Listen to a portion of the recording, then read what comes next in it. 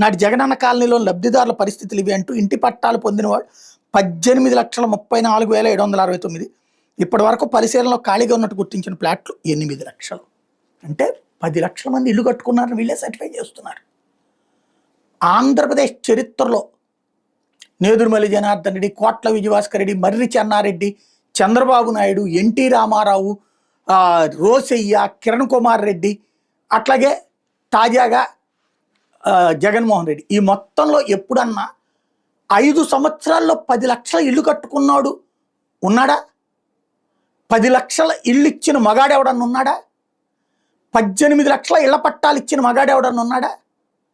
ఇవన్నీ పక్కన పెడితే ఊరు చివర శ్మశానాల పక్కన ఈ దిక్కుమాలిన వార్తలు రాసేవాడు మనిషో పశువో అశుద్ధం తింటున్నాడో అర్థం కావట్లేదు. వాంబే కాలనీలు ఊరు చివర కాక ఊరు మధ్యలో కట్టారా? టిట్కో ఇళ్ళు ఊరి చివర కాకపోతే ఊరు మధ్యలో కట్టారా? ఊరు మధ్యలో ఎవడన్నా కట్టడం సాధ్యమవుతుందా? ఉచిత ఇళ్ళు ఇచ్చేటప్పుడు సందర్భంలో ఊరు చివరనే కదా కట్టేది. జనానికి 10 లక్షల ఇళ్ళు కడితే అంత గొప్ప విషయాన్ని 8 లక్షల మంది ఇంకా అందులో ఇళ్లలో చేరలేదండి అని రాసే నీచ నికృష్ట జర్నలిజం, మనుషులో పశువులో అర్థం కాని జర్నలిజం.